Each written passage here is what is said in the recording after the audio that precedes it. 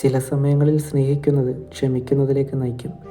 ഇവളുടെ നിരവധിയായ പാപങ്ങൾ ക്ഷമിക്കപ്പെട്ടിരിക്കുന്നു, എന്തെന്നാൽ ഇവൾ അധികം സ്നേഹിച്ചു.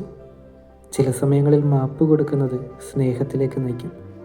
ആരോട് അല്പം ക്ഷമിക്കുന്നുവോ അവൻ അല്പം മാത്രം സ്നേഹിക്കുന്നു. പാപിനിയായൊരുവൾ ചുറ്റും ആരൊക്കെ നിൽക്കുന്നു, ആ സാഹചര്യം ഒന്നും നോക്കാതെ കണ്ണീര് കൊണ്ട് ഈശോയുടെ പാദം കഴുകുകയും തലമുടി കൊണ്ട് തുടയ്ക്കുകയും പാദം ചുംബിക്കുകയും സുഗന്ധ തൈലം പുരട്ടുകയും ചെയ്യുന്നു. ആ വിരുന്നിന് ക്ഷണിക്കപ്പെടാത്ത, അർഹതയില്ലാത്ത ഈ അതിഥിയെ പറ്റിയാണ് ഈശോ പറയുന്നത്.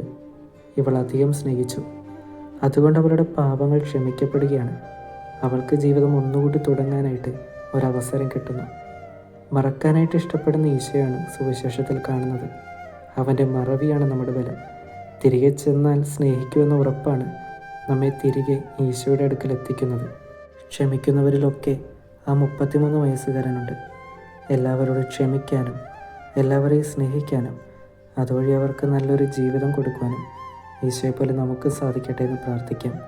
ദൈവം നമ്മളെല്ലാവരെയും അനുഗ്രഹിക്കട്ടെ.